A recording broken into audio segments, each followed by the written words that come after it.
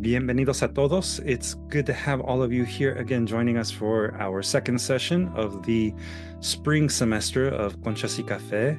This semester is building up towards the eventual publication of our volume 11. That's 11 years of Conchas y Café, continuously serving our community.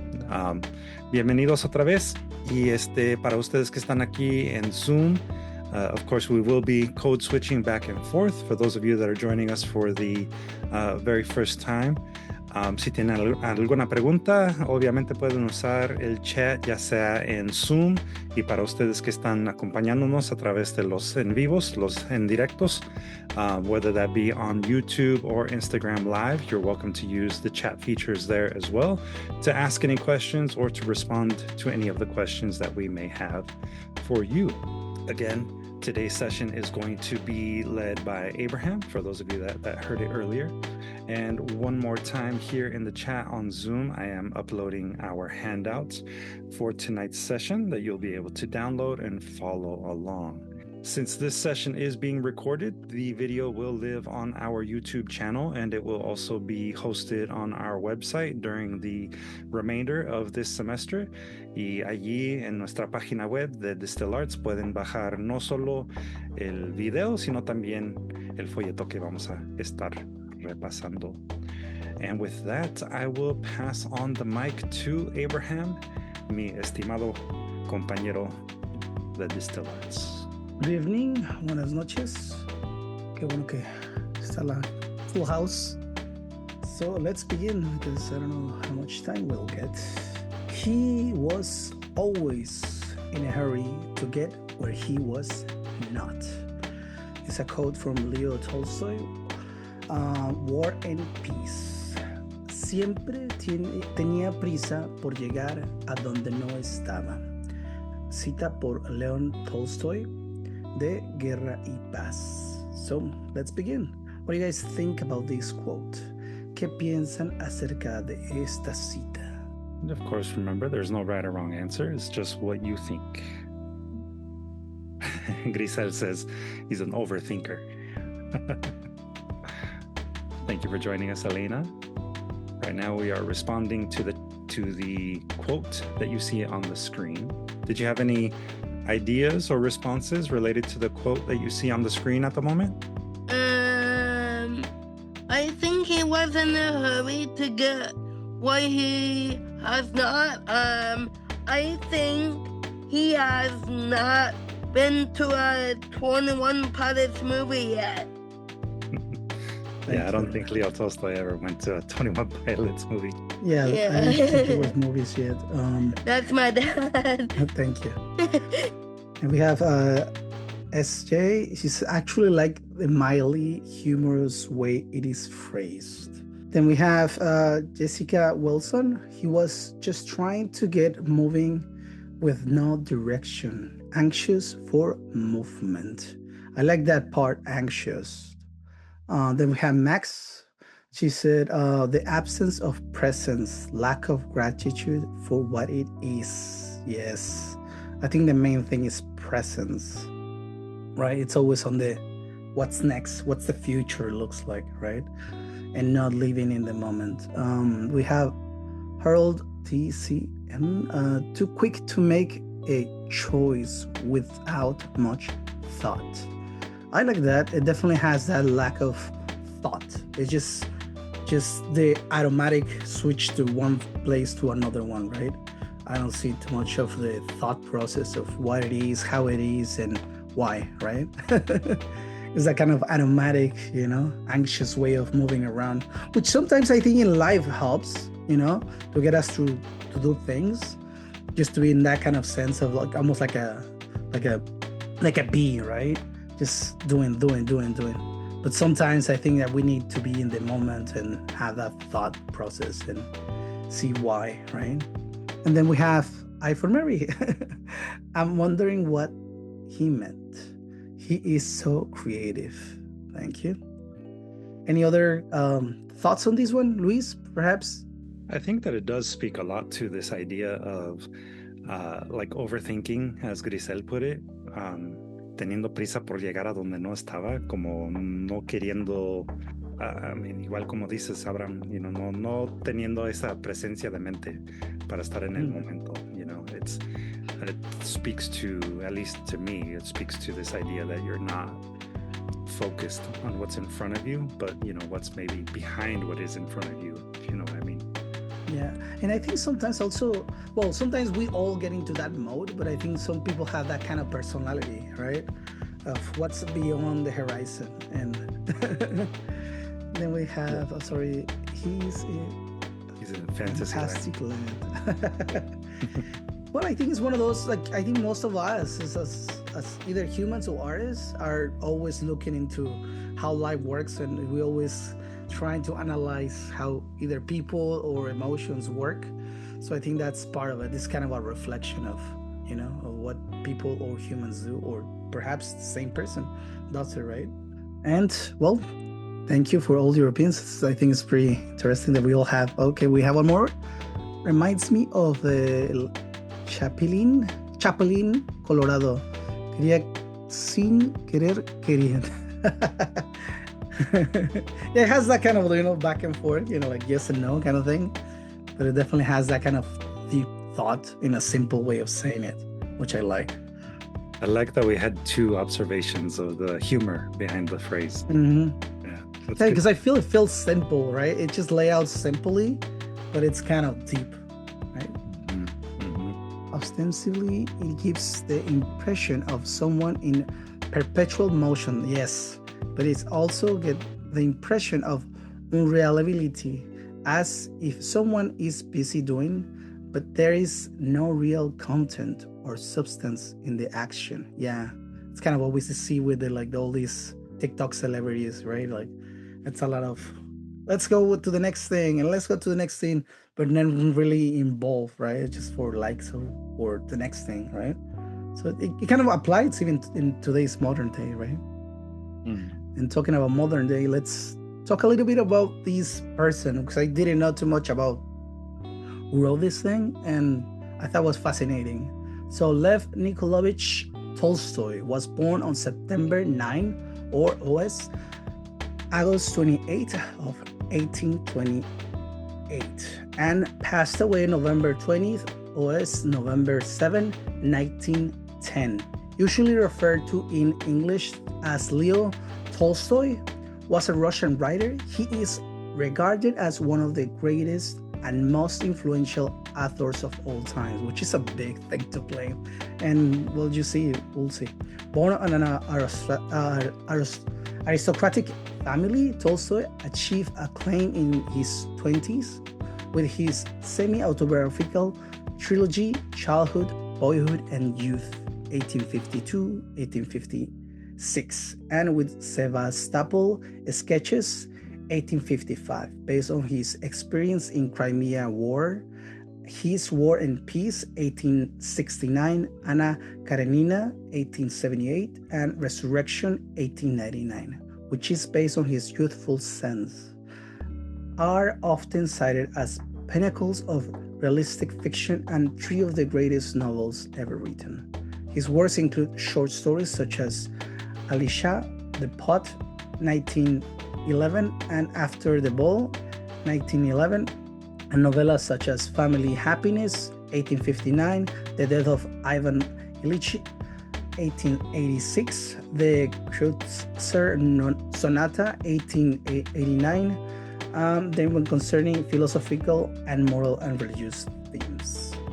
Y en español, como les decía, este autor es un poco increíble, ¿verdad? Lev Nicholavich Tolstoy nació el 9 de septiembre o 28 de agosto, según el calendario antiguo, de 1828, y falleció el 20 de noviembre o 7 de noviembre, según el calendario antiguo, de 1910. Conocido habitualmente en inglés como Leon Tolstoy, fue un escritor ruso. Está considerado uno de los autores más grandes e influyentes de todos los tiempos. Como les decía, es algo difícil de ponerle un título a alguien así, pero al parecer sí se lo ganó. Y pues aquí está la evidencia. Nació en una familia aristocrática, Tolstoy alcanzó la fama a los 20 años con sus trilogías semi-autográficas Infancia, Adolescencia y Juventud, 1852 a 1856, y con Relatos de Sebastopol, 1855, based on sus experiencias en la Guerra de Crimea. Sus obras Guerra y Paz, 1869, Ana Karenina, 1878 y Resurrección, 1899. Esta última basada en sus pecados de juventud. Interesante. Son conocidas obras a cumbre de la ficción realista y 3 de las mejores novelas jamás escritas. Wow. Sus obras incluyen cuentos con Alyosha el Cacharrón, 1911, y Después del baile, 1911, y novelas cortas como Feliz Familia, 1859, La muerte de Iván Ilich, 1886, La sonata de Kreutzer, 1889, y Diablo, 1911, y Heidi Murat, 1912. También escribió obras de teatro, ensayos sobre temas filosóficos, morales y religiosos. And here is the person. Aquí está la persona de la que hablamos. ¿Ah? Se me hizo muy interesante, fíjate, no sabía mucho de este escritor. I didn't know much about this person, so now it's one of those to look for. With that being said, let's continue. So I need somebody to read this for me, or I choose one of you, whoever is up for it. Ooh, I can read. We're gonna do the English and then we're gonna do the Spanish. So you wanna do the English? Yes, Okay, whenever you are ready. I'm ready. Yesterday, I lost a country. I was in a hurry. I didn't notice when it fell for me, like a broken branch from a forgetful tree.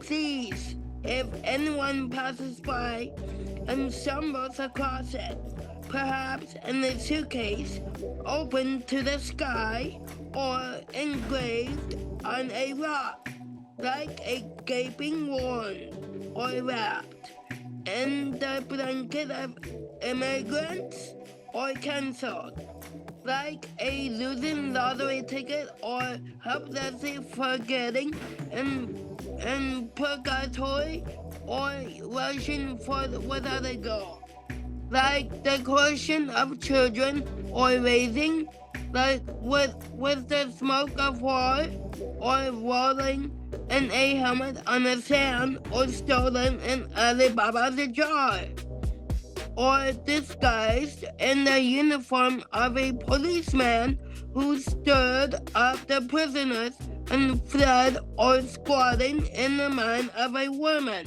who tries to smile, or scattered like the dreams of new immigrants in America. If anyone stumbles across it, return it to me, please. Please return it, sir. Please return it, madam. It is my country. I was in a hurry when I lost it yesterday. Thank you very much. You're welcome. Yeah. Thank you very much. And You're now welcome. we're gonna need somebody to read in Spanish. Alguien que lo pueda leer en español, por favor. Javelina. And I guess for this one, Abel, are you able to read this one? I can try. I'm not super fluent, but That's all right. I want to see. Okay. If not, let me. You wanted me to make big a little bigger?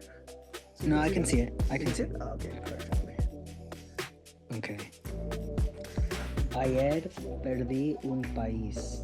Tenía prisa y no me di cuenta cuando se me cayó, como una rama rota de un árbol olvidadizo. Por favor, si alguien pasa y tropieza con él, tal vez en una maleta abierta al cielo o grabado en una roca, como una herida abierta o envuelto en las mantas de los emigrantes o cancelado como un billete de lotería perdedor o olvidado sin poder hacer nada en el purgatorio o corriendo hacia adelante sin un objetivo como las preguntas de los niños o levantándose con el humo de la guerra o rodando en un casco en la harina o robado en el frasco de Alibaba o disfrazado con el uniforme de un policía quien agitó a los prisioneros y huyó o en cuclillas en la mente de una mujer quien intenta sonreír o dispersado como los sueños de nuevos inmigrantes en Estados Unidos. Si alguien se topa con él, devuélvemelo, por favor. Por favor, devuélvalo, señor. Por favor, devuélvalo, señora. Es mi país. Tenía prisa cuando lo perdí ayer. Excelente. Muchas gracias, Abel. Perfect. Thank you very much. So, what do you guys think about this poem? ¿Qué piensan acerca de este poema? We already have a comment in the chat from Jessica saying so powerful. And Marisa wrote very timely. Okay. Just because I like to keep the flow of the conversation, I kind of want to see, what do you think it's so powerful? What are the things that gave you that powerful feeling from it? I kind of want to see that. Same thing with Marisa. What makes it timely, according to you? Jessica? It's very powerful because this country is something that he had that was tangible. You know, we are in it, we are within it, but like a little, something that is handheld, a cosa that he had that is gone. And, there's so many things that we can say it's knowing that time or influenced by war too. And all the places that he tried, that are simple things like, oh, is it over here, or put it maybe it's here, like the lottery ticket that I just lost, or, the things he compares it to, that something so grandiose, so that's the way he set this up.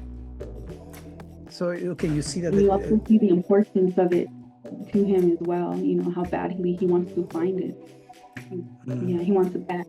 So I see that you see the powerful thing is the feeling, and then you like how this person used these comparisons for us to feel what the absence of a country that he lost or she lost would be, right? Excellent. Okay, and then Marisa Cuevas, timely. What makes it timely, Marisa?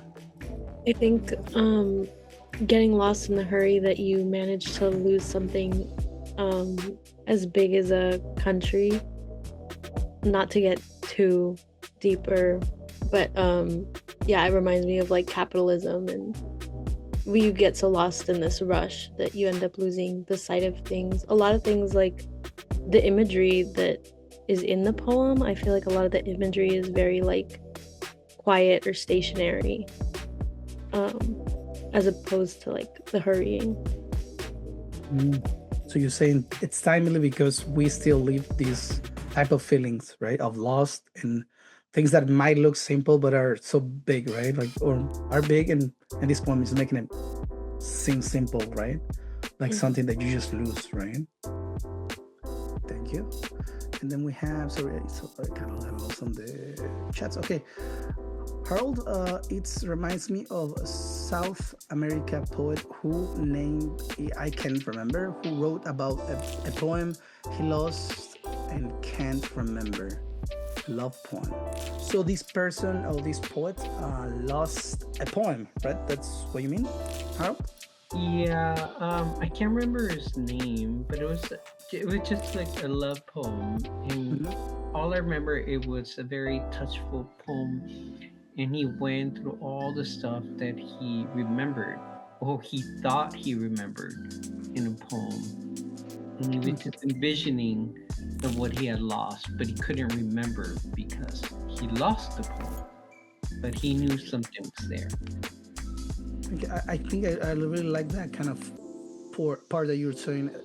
It's not too much about the poem of the love thing; it's the loss, right? And it's a good way of putting us in the sense of loss, right?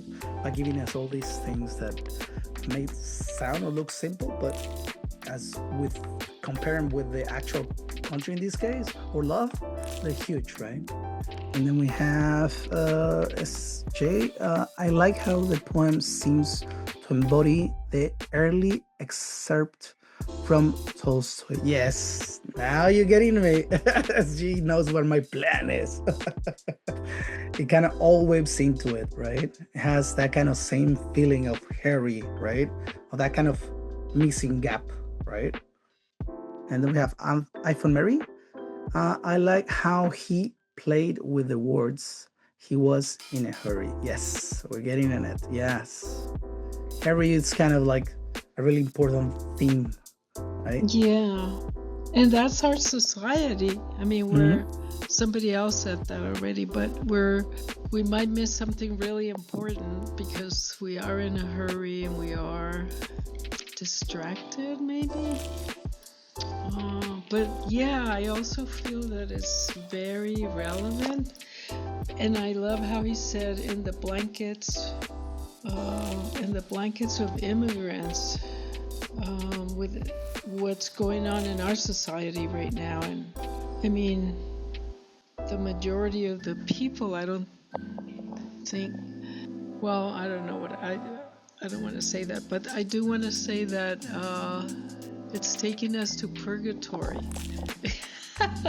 It's like he uses that word like a losing lottery ticket or helplessly forgotten in purgatory. So it's a kind of juxtaposition of something that's so big, but it becomes something really fast and losing, right? Yeah. Like a lottery ticket can be something really great that happens to you, but it didn't, right? I know. We're losing our country. It definitely is about loss, right? And in her case, it's about definitely her country, or like the other, as he was recalling the intro, right? The quote that we have at the beginning, it definitely has that kind of sense of loss and hurry, right? So both of them have that, and really both of them feel simple until you realize what's at stake, right? And then we have SG, so much urgency, yet underneath a suggestion of the urgency being in a smoker's screen for avoidance. Yes, the narrator seems to be giving an apology, but it is if you read it, it really just an excuse. Interesting. And then we have Alina. Sorry, I know you have your hand raised. So whenever you're ready. And just so you know, USA won the Hockey Olympic on Sunday. Thank you, Alina. Yes. Yeah, USA! Wow! And I kind of like that, Alina, that you're referring to that kind of excitement about your country winning, right? And in this case, it's about a person who has to leave her country, right? The same feeling that you have for your country, this person lost her country, right? And it's trying to tell us that it was such a painful thing that she couldn't even go through it. It was so fast, it was in a hurry, right? And we have Jessica Wilson. feeling of desperation. Yeah, has some of that. Then we have Max, yearning of one's homeland, migrating and or fleeing war, coming to the U.S. begrudgingly, cultural and national loss that even if returning someday, it will never be the same. Yeah, I think you have that. Like that, definitely, that's something that a lot of people feel, right? Like it's a thing of the past, and I think the beginning quote to me, that's what hits, right? Because it says you're in a hurry for the next thing, but this thing that you didn't leave in the between is never gonna come back, right? So it's kind of that part that you're missing. And then we have SJ, the increasingly absurd ways that his lost item could have been misplaced, gives the real satirical feel. Also, why is low-key feels like an excuse. Interesting. If you want to get a little more topical for the sages, I am reminded of people who screw their responsibility to vote or be informed citizens only to recognize that they have lost their country. Interesting. I think somebody mentioned that's timeless, right? I think it's part of it. We still have these feelings going through our lives and society. We have Harlot TCN. The least style leads to urgency of loss or attempt to recover of that loss. I like that kind of part. You say it's a list, right? And then we have SJ Center, and like so many people today, an excuse or some absurdity instead of accountability. Interesting. But since we already talked about the poem, let's talk about the writer, right? Let's see what this person looks like. Vamos a ver quién es esta persona que escribió este poema, okay? So, Mikhail, born 19 March 1965 in Baghdad, Iraq, is an Iraqi-American poet based in the United States. She was born on and raised in Iraq to an ethnic Assyrian Chaldean Catholic family, which I don't know what that religion is, but there you go. She graduated with a BA from the University of Baghdad. Mikhail worked as a journalist, as editor of the literary section, and as a translator for the Baghdad Observer. As a liberal writer during the time of dictatorship and censorship, Mikhail fled Iraq in 1995, went first to Jordan and then eventually to the United States, where she became a US citizen, got married and raised a daughter. She studied Near East Studies and received her MA from Wayne State University. In 2001, she was awarded the United Nations Human Rights Award for Freedom of Writing, which is extraordinary. Then we have, en español, Dunya. Mikhail nació en 19 de marzo de 1965 en Bagdad, Irak. Es una poeta iraquí estadounidense afincada en los Estados Unidos. Nació y creció en Irak en una familia de etnia asiria caldea católica. Se graduó con una licenciatura en la Universidad de Bagdad. Mikhail trabajó como una periodista, editora de la sección literaria y traductora para The Baghdad Observer.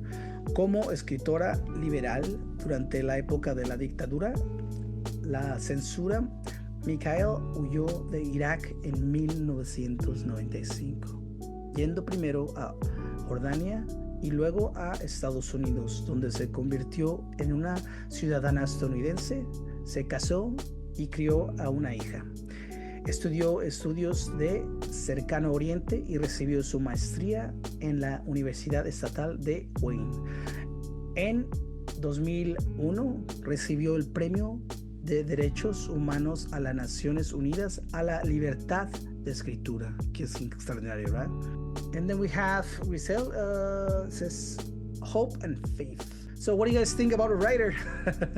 Before we move on, ¿de qué piensan acerca de la escritora y su trayectoria? Y yo creo que explica un poquito también del poema, ¿verdad? Al leer su historia. I think it explains a little bit of the poem about her background, right? What do you guys think? She did lose her country. Mm-hmm. And telling you, it makes it seem so simple because it's talking about small items and things like that. And all of a sudden you realize it's a country. Something that you feel like, oh, I put it in the pocket or something like that. But it's that contrast, right? Of something that can be lost so easily, but it's so big and important, right? I think that's the interesting part of the poem. Yeah, it's like, I mean, thinking of the history of what she lived through and you know, being somewhat around the same, I guess, bracket as this writer. Well, no, actually not as, but you know, and knowing about what was going on in Iraq, and then Saddam Hussein and all these, you know, a lot of tension in the Middle East, and had to flee. Like, it just adds so much more perspective and so much.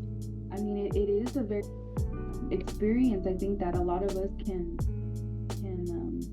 connect with, in the sense of having a home in some place that you're proud of or that you love that gets destroyed, or that changes and gets taken away, that's not in your control, right? And then having that pain of what it once was and what it once was to you, to get that back. But also having her having to physically leave her homeland, you know, like wow, you know, the way she captured it in the poem. Wow, yeah, it was very. Thank you. And yeah, that's why I like Alina's reaction. I know it's out of place, but it kind of goes along with the topic. Is that kind of, you love a country or a place, right? And all of a sudden you have to leave it. How do you deal with that, right? In this case, it was such a hurry that it was not time for it, right? It was just from here to there, right? And then we have SJ, something that can be lost so easily, yet it's so big and important. Key point and relevant today. Yes, yeah. And that's why I like so many of you point that it's timely. I just wanted to refer back to it. It's exactly that. We can still feel this type of pain, right? And even if we haven't lived through it, we have seen the news. We probably met people who had to flee their country, and it's a really relevant topic. Then we have iPhone Mary. She really missed her country, and Iraq is a danger again. Trump. Oh yeah. Trump is a recurring character in all our conversations. We should make a game, take a shot every time Trump shows up. I know. Okay. Funny.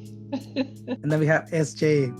iPhone Mary, not only that she lost her country, but the bewilderment in how seemingly sudden it happened. Yeah, sudden. That kind of hurry thing, right? It's a really, really important key point. Then we have Harold TCN. Hold on, it's moving really fast. Presidential address today. Yep. Then we have SJ, and didn't notice when it fell from me like a broken branch from a forgetful tree. Yes, I think some of that bio kind of helps it get a little deeper, right? It just kind of sometimes helps to know a little bit of this background, right? Sometimes. But definitely, yeah, it's a topic that we can all understand and feel, and the way she puts it sounds simple, but it's so heavy and so much of things that we can get out of it. Okay, anybody else who has Luis, having heard you on these ones, I kind of would like to hear your take on this poem. Well, I think that you know, the discussion so far has been obviously very on point. You know, all of you are touching on a lot of different ideas and topics that are relevant, not just to our poet, but also to, you know, even us in our own families in some cases. And I think that that's really the beauty of telling our own stories, as personal as they are, because as personal as they are, they can be universal. And another thing that I just wanted to comment on was the idea that, you know, the poem in some ways is kind of like a lament of losing something. But it does use humor in a way that kind of shows that they have coped in their own way, perhaps through humor, with that loss, right? Like, this is just one example of how people can overcome the sadness, the depression, the sense of displacement, you know, that they feel through this process of forced migration in her case.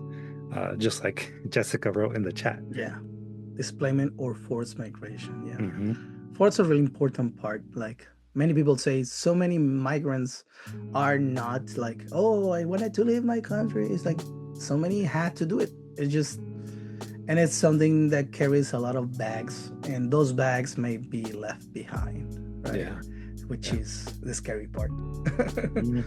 And I think that it is funny to also look at it as like people who are forced to migrate from their homeland to another, a lot of times they're called immigrants, whereas people that choose to leave their home country for another, they're usually called expatriates or expats.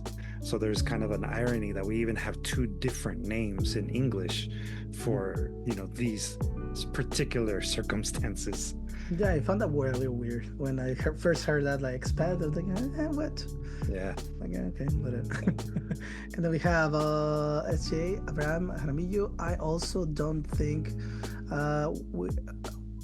we culturally make a good enough distinction between migrants and refugees. Yes, that's what we all are, right? To me, I kind of like to jumble all of them into that kind of category, and then each one have a story, right? Like, we all have a little story, and that's what connects us. That's why I don't like to like say Luis, like expats and all this stuff. Like, we are moving from different places, right?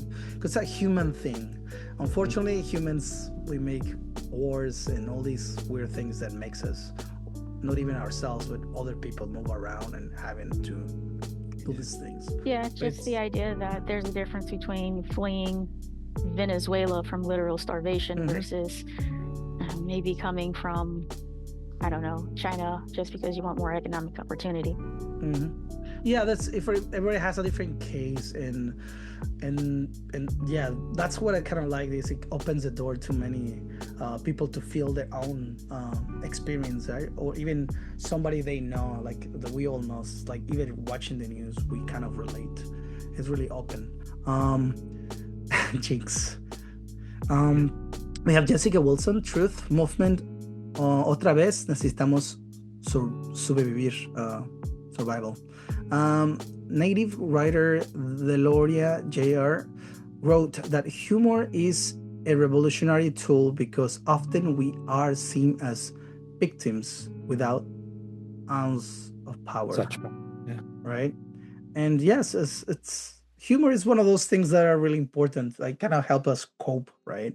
And gives us sometimes even that kind of control, right? At least we can make fun of it, right? Which I hate when people try to control these. Oh, don't make fun of these, or make fun of, yeah, I mean, it's a way to deal with things, right? And let's continue, because I don't know how long we are. But thank you for all your opinions. I think it's a really interesting topic. Let's continue. So let's talk about something that probably all of you have used before, which is an stanza. A stanza is a grouping of lines separated from each other in a poem. In modern free verse, the stanza, like a prose paragraph, can be used to mark a shift in mood, time, or thought. And why it says modern free verse is because back in the day, sometimes they use a lot of styles that have that kind of specific breaking down. So that's why they say modern free verse.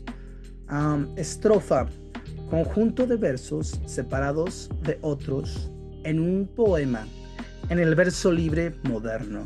La estrofa, al igual que un párrafo en prosa, se puede utilizar para marcar un cambio de humor, tiempo o pensamiento. So, como les decía en inglés, dice que en el verso moderno, porque antes usaba mucho ese cambio de estanzas o estrofas para un estilo específico de poema, como lo hacían, pero pues estas son unas cosas para las que puede servir, para humor, tiempo o pensamientos, para moverlo. So this is how it looks. We probably have seen it. That's why I didn't want to put words. I kind of want to give you the looks of it. We have a couple of stanzas here, and we have the stanza breaks here, right? And they're breaking down. It could be for like topic or humor or timing that you want to use to get them separated. Porque a veces las separamos para pues, indicar un nuevo concepto, una nueva idea, un humor diferente o un tiempo, una pausa que queramos hacer. Para eso están. Okay. Any questions on what a stanza is? ¿Alguna pregunta porque es una estrofa? No questions? Okay. This is a pretty easy one. And because we have these, I kind of want to give you the opposite of it, right? Which is continuous form. Continuous form is when lines flow each other without formal grouping. And I'll let you see it. En español, forma continua. Cuando las líneas se suceden sin agrupación formal. So, here's what it looks like. See? Continuous form is basically no stanza breaks. It's just like a big stanza if you think about it, right? Es como una stanza grande, una estrofa grande sin pausas, que es básicamente el poema que leímos ahorita. So I wanted to ask, because I didn't find too many explanations of these, but I kind of have my ideas, but I want to see, why would you use continuous form? ¿Por qué usarían ustedes forma continua? What do you think people will use this in poetry? ¿Por qué sería que alguien usaría este tipo de forma? So that's a question for you guys. What do you guys think will be the use of this? And again, there's no right or wrong answer. Mm-hmm. These are just stylistic choices. You know, you don't have to use stanzas if you don't want to. Is it more like well, did she wrote it like Check in it out. Continuous form? Yes. Check it out. No spaces. Yeah. Right? Mm-hmm. Why do you think she chose to use continuous form in this poem? And I think somebody already alluded to it. Okay? Para comparar dos similitudes. Interesante. ¿Por qué crees que dos, Grisel? O más, dos o más te refieres? Oh, sorry, we have a couple of things here. Lack of stanza. Sorry, I forgot to read all these things. That's why I like people talking so I can easily get. We have SJ, lack of stanza can convey a stream of thought. I like that, the stream of thought. It is, or something hectic or disorganized. I like that. Marisa Cuevas, a more rushed tone. Yeah, it goes to that. A stream of consciousness style. Excellent. Grisel, goes to it. Harold TCN, a breath, idea, breaking of concept, imagery. Interesting. Grisel, comparando cosas y pensamientos. Excelente. Yeah, I think I that's what I have thought about this style before. It kind of, I think it helps with list and also a sense of rush, as people have mentioned it, and something that Luis likes. What's the style that you like, Luis, a lot? It's the technique of enjambment. Enjambment, it helps because it gives you more places to put him in, right? Exactly.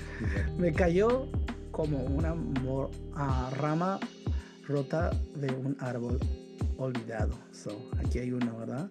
Y da más oportunidades para eso, pienso yo. Y sí. Tenemos mano de Grisel. Sorry, Grisel, dale. I guess just to emphasize what she's trying to present to the audience. I know, I think it makes it easier to go with it instead of, breaking it into pieces. Pero ¿por qué piensas que lo hace fácil? Because he just keeps on going. Exactly. I like that. And I think all of you are correct. Same thing I thought. I was searching for more information on this style, but I think we have the right answer. And here you can see it's about hurry, right? And it's a big list. And also want you to pause and reflect because she's talking about something that wasn't a rush. It was no time to think, right? So continue, right? So I think that's why this writer chose this style for this type of poem, right? And just because we are on the money, let's continue. Oops, I forgot where we are. Okay, here we are. Let's do some exercise. Okay, so un ejercicio. Okay, exercise. Think and write down a moment of transition in your life in which you didn't have time to process that at the moment, right? It doesn't have to be about your life, but I kind of think it will be easier if you start with your life, and then if you want to use something else later, go for it. But I kind of want you to get that feeling right first. So again, think and write down a moment of transition in your life in which you didn't have time to process at the moment. So ejercicio, piensa y escribe un momento de transición en tu vida en el que no tuviste tiempo de procesarlo en ese momento. Como les decía, no tiene que ser exactamente de su vida, pero prefiero que usen un ejemplo de su vida. No lo van a escribir, no vamos a decirlo a todo el mundo, pero solamente porque pienso que a veces la realidad ayuda mucho y después lo pueden usar para otras cosas, pero quiero que agarren ese sentimiento primero. So, piensa y escribe un momento de transición en tu vida en el que no tuviste tiempo de procesarlo en ese momento. ¿Alguna pregunta? Any questions on this exercise? I'm gonna give you a couple of minutes, like guess 5 minutes, Luis, or 3, I don't know. Sorry, I was pasting the exercises everywhere. Everywhere. 5 minutes. All the chats, yeah. Yeah, pero 5 minutes, como que eso sí Okay. es suficiente. So, 30 something, 7:30 something. Okay. Any questions? I'll give you a couple examples just in case. For example, let's say this case, she moved out of the country and have time to process that kind of loss, right? Kind of in a hurry, right? Another one could be you probably have to move from a house or a different school, right? And it was such a thing that you have time. You had to pack in or move on, do the transcripts or all that stuff. Or a change of job, right?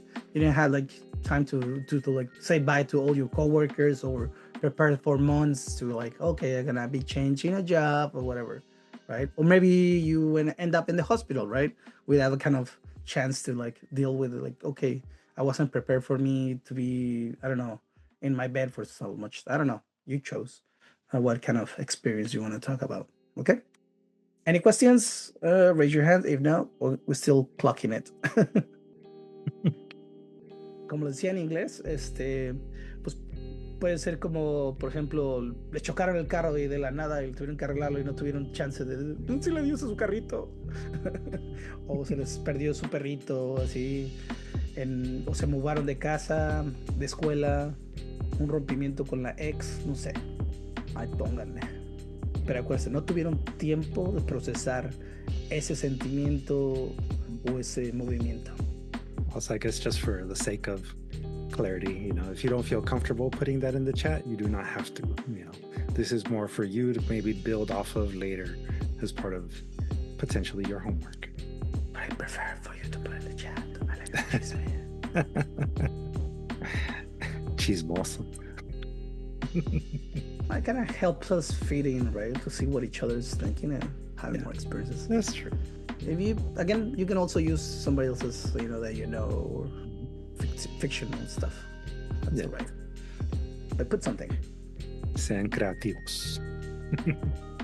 Luis, ¿tú sí has sabido de Tolstoy? El que hablamos al comienzo? Have you heard about him before? Leo Tolstoy, yeah. Mm-hmm. Yeah. Have you read any of his things? I've read excerpts of War and Peace, and I read excerpts from Anna Karenina. Mm. Yeah. You like it? I guess you did, because you read a couple of them. Yeah, I mean, it's Leo Tolstoy, like it says in his bio that you shared earlier. Mm-hmm. He was really known for his realist fiction, which was different from a lot of the work that came before him that was popular. His was not afraid of showing human nature, whereas a lot of Western writing at the time was more concerned about like high society and, you know, the people in royalty, you know, that kind of like aristocracy. Whereas Tolstoy was one of the first people to actually write and popularize the lives of common people, especially in Russia. Interesting. Old Russia. He's supposed to be a novel person, right? Interesting. How he got that perspective. I thought it was the opposite. They're like, oh, he gave people an insight of their royal families and all the insights of that. And interesting. Yeah, no, he was more, because again, you know, he's Russian. So, he fought with birds or what? In the time period, you know, it was like just before the Bolshevik revolution, and actually, I think before World War One. So yeah, they mentioned Crimea War. Yeah. So it would have been earlier, but either way, it's 800s too. It's really, yeah. But yeah, I mean, he was definitely like about the people, you know. Excellent. I'll definitely have to check him out. And then we have SJ, first person to finish. All happy families are alike. Each unhappy family is unhappy in its own way. Another famous opening by Tolstoy. Okay, we got another contribution of Tolstoy. Interesting. I love finding new people and new art. That's not mine apart from there. Yeah. I thought at the beginning, but then I was like, okay, fine, okay. Yeah, no, that's a quote from Tolstoy. Thank you for clarifying, SJ. Yeah. Okay, we have the first one, I think. Jessica Wilson. I have a few recent examples. Life has changed drastically for me. The latest example, losing my car when I only had $1,000 left to pay on it. I was in Mexico, so nothing I could do. Bummer. Well, I did the prior thing, but yeah, that's definitely one of those pissing me off things that happen so fast, right? And you're in a different country, you don't have time to, like, you know, I'll go check in the DMV in a week or something, right? Oof.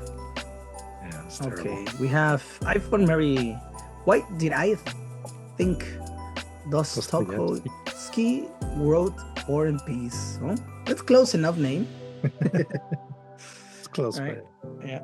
If I remember correctly, Dostoevsky was the author of Swan Lake. Perhaps, yeah. Yeah, a lot of Russian stuff people mentioned to me, like, oh, that's a different type of writing. Yeah. And I haven't experienced it yet so far, but that's in the list.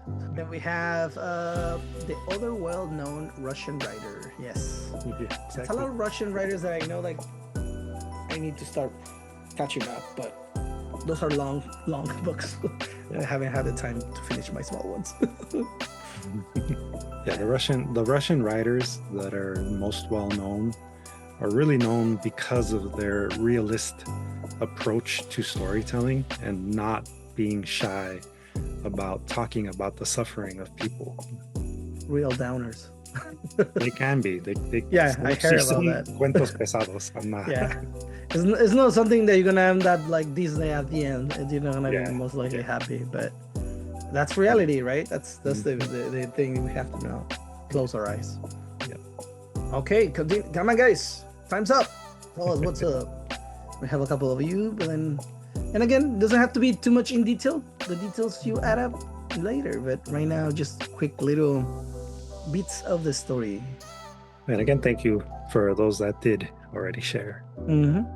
Luis, give us a quick one since you're here. Give us an example.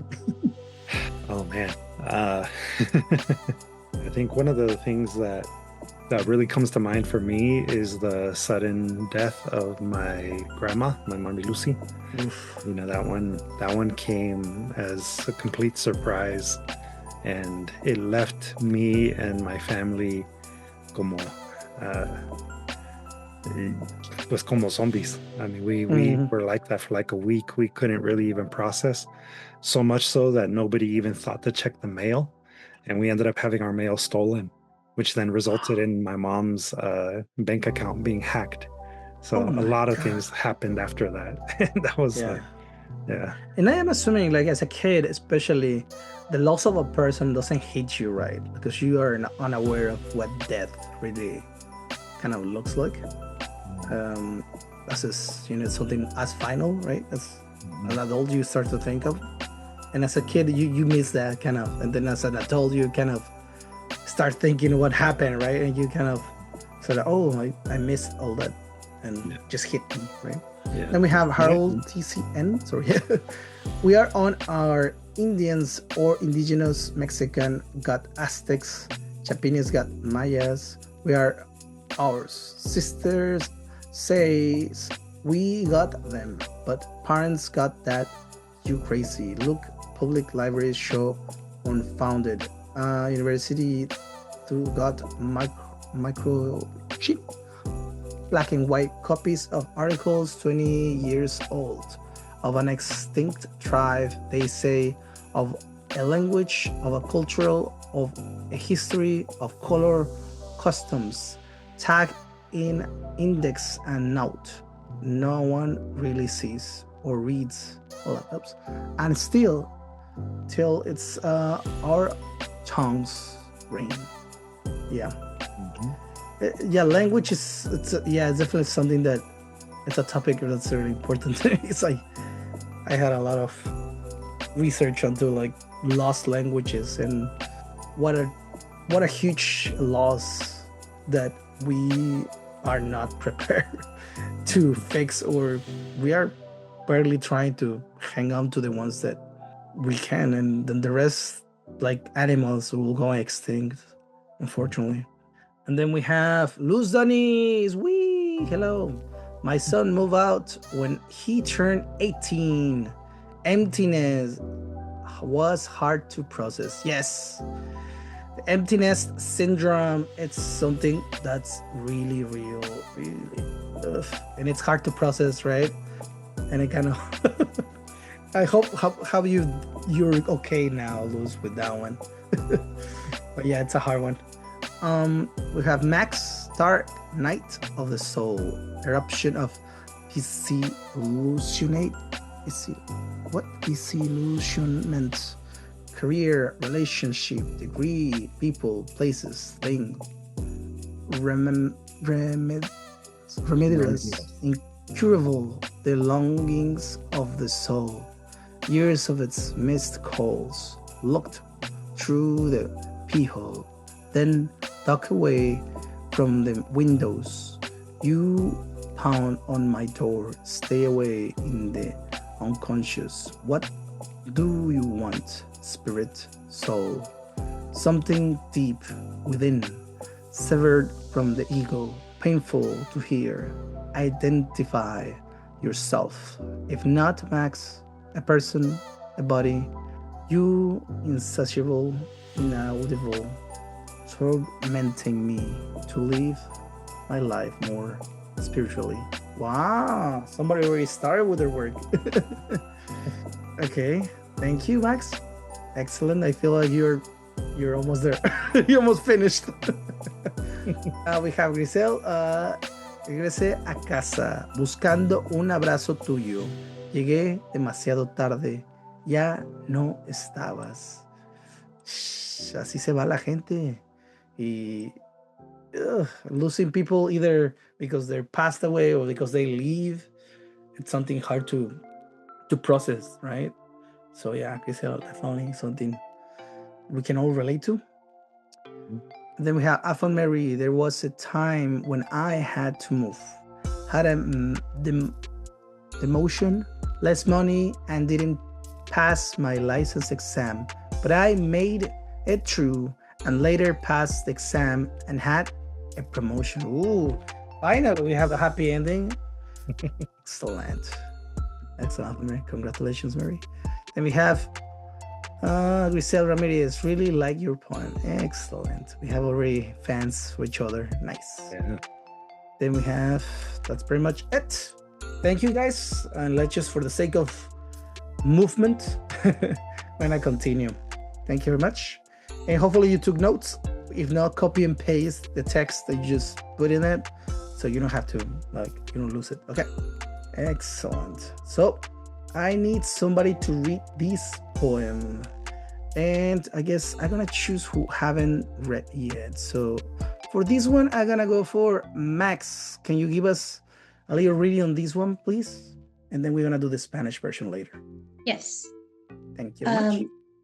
Yesterday, I was zigzagging and kicking a fruitsy plastic bottle with Carlos Pepe, and the, how do I say that?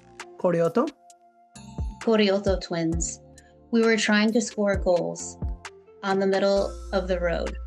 I was laughing while running on a countdown of 10 to hide and never be found.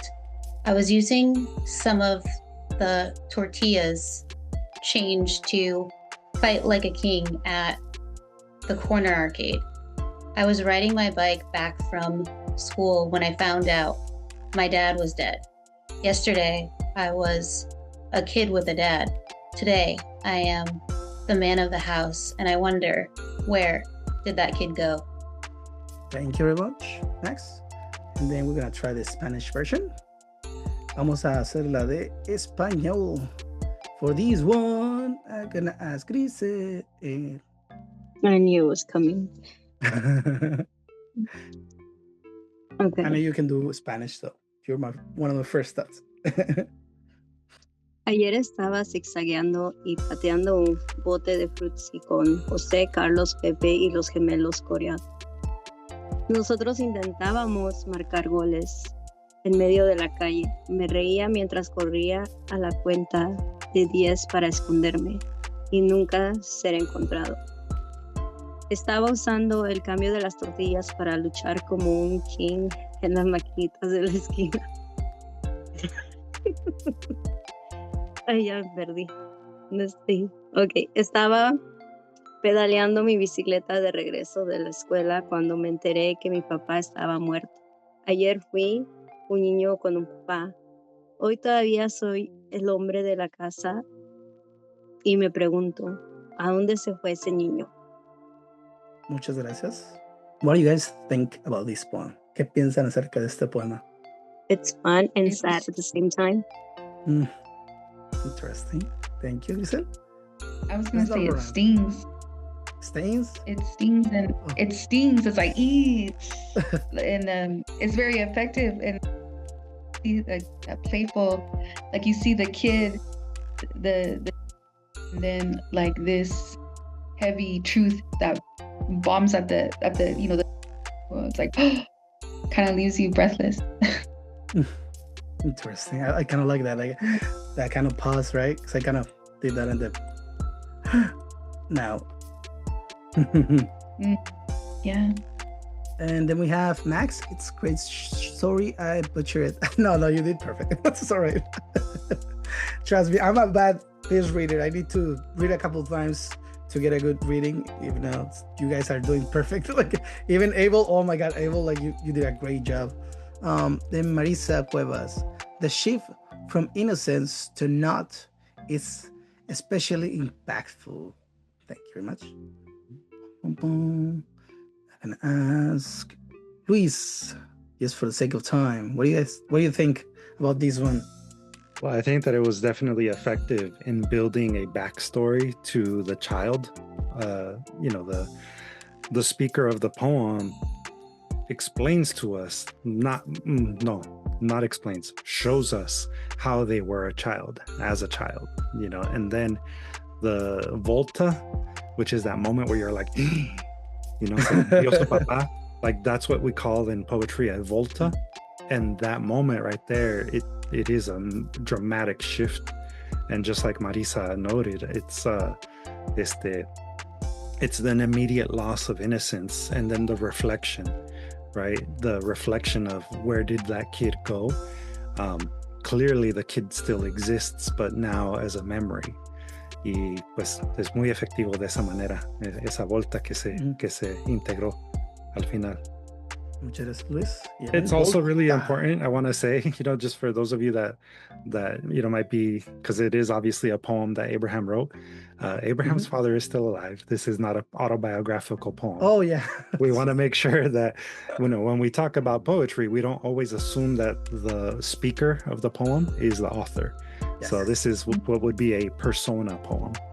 Yes. Okay. And I definitely good research. They were like, condolences. Like, oh my god. I think that Luis hit it on the nail, because that's specifically, I use the word I to put yourself in that position. I didn't want you to like wonder like, oh, we're following this kid. No, you are the kid in this poem, right? And I wanted to have that kind of perspective, and definitely didn't want to show the process of growing afterwards, because there's this lash, like all of a sudden you're an adult, right? There's no in between. And we have Max. Children often can't reconcile suffering and blame themselves. Reminded me of my youth. Definitely, I like that. I found Mary. I really like the playfulness and then shocked. Yeah. I don't know when I learned that. I kind of like that. There's no point of saying you lost something if you haven't have any attachment. Even in cartoons or shows, you said people like, oh, they introduce you to a character to later kill it. Because otherwise, if you just say like a kid died, you never knew the kid, you never knew the person.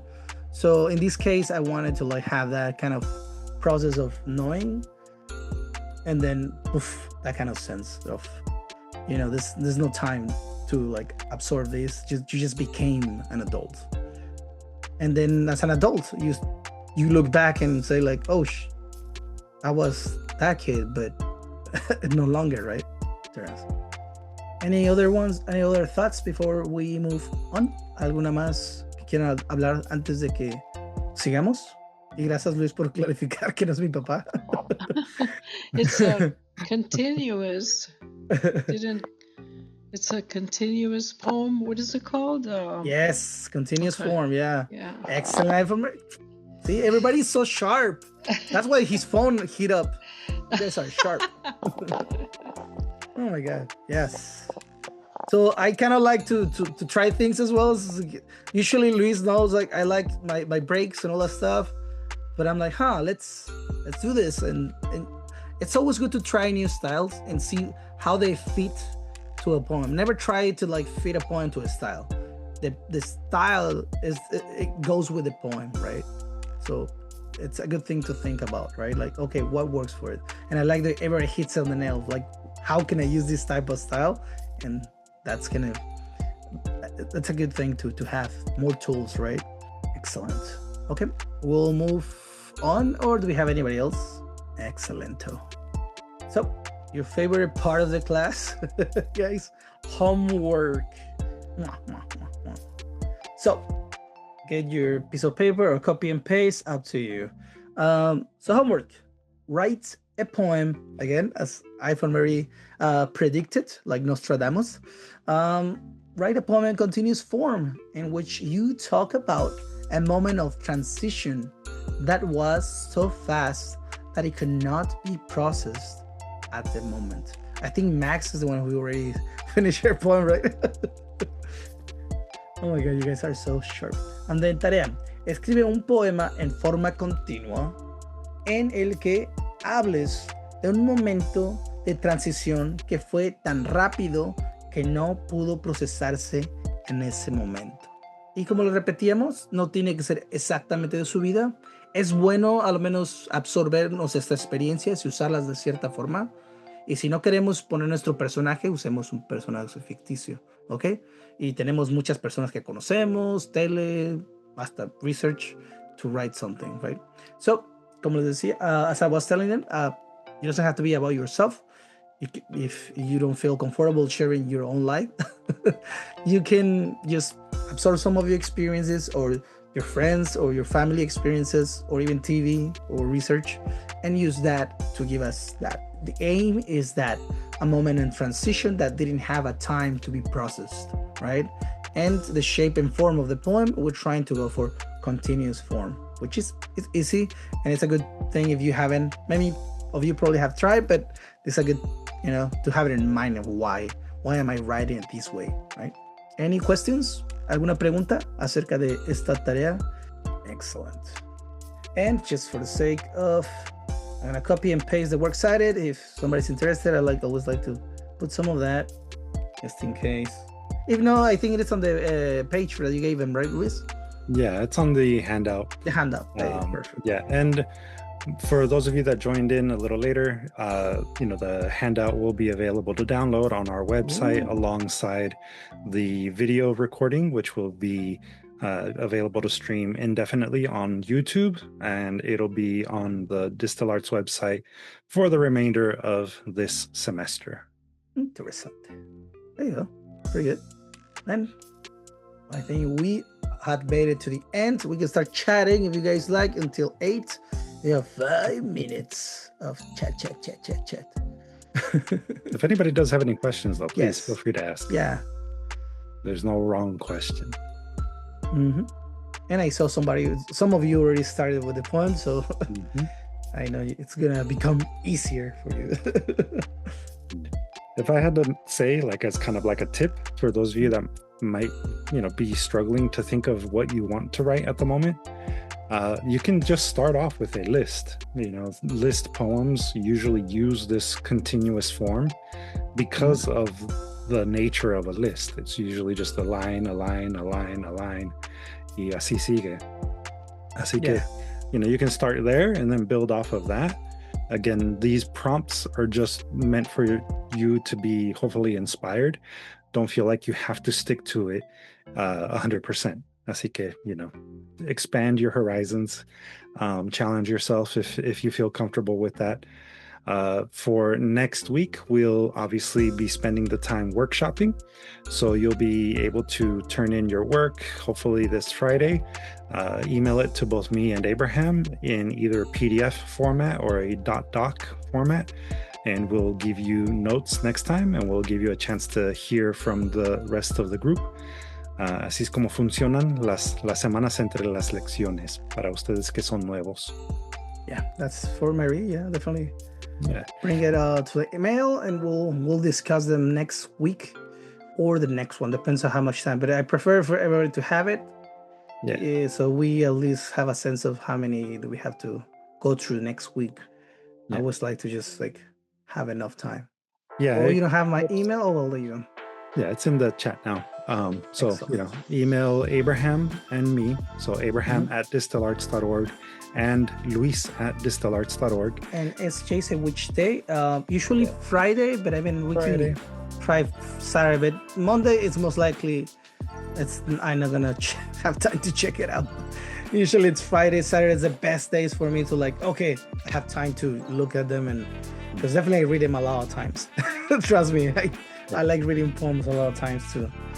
We like to sit with the poems. We like to, read them, contemplarlos un poco y luego anotarlos. So, just it helps us if you turn it in by the end of the day on Friday. Of course, if you are not able to turn it in on Friday, please turn it in as soon as you can. Just email it to us, and we'll do our best to get to it and to give you notes. If we're not able to give you notes on the document itself, we'll, obviously spend the session giving you feedback alongside the other folks in the class. And we should try to get the ones that we had prior, like the ones who gave us the poem first, so we have the notes. And if we end up having extra time that day, we'll probably try to sneak some in.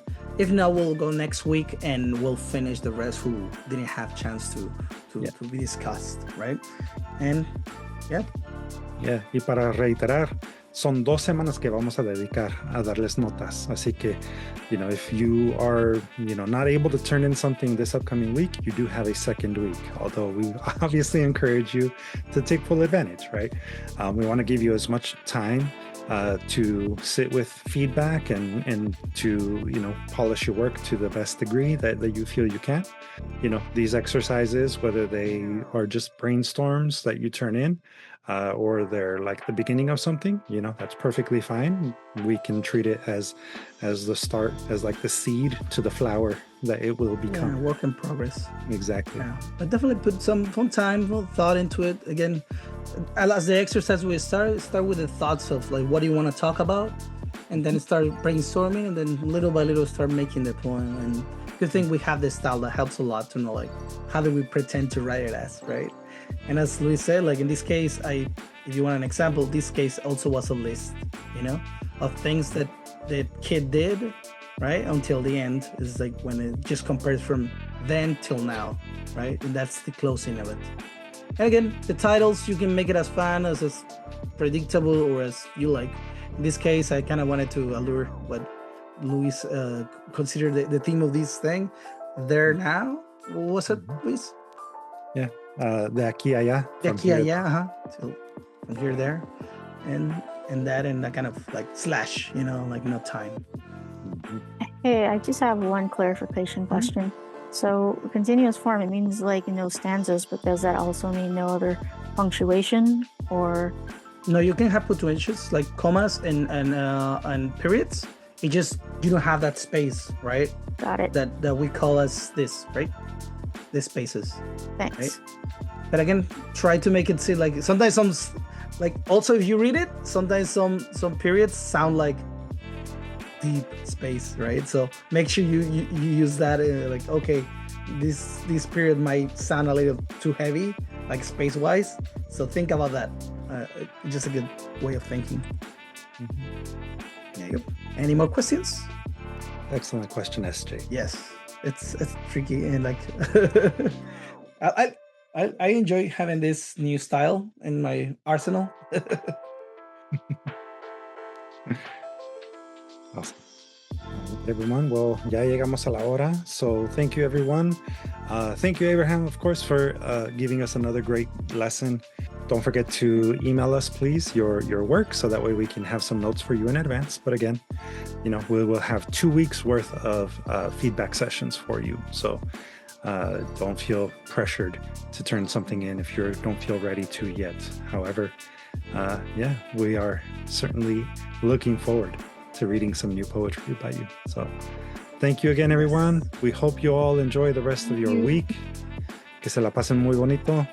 Hasta luego. Ta-ta. Muchas gracias. Buenas noches.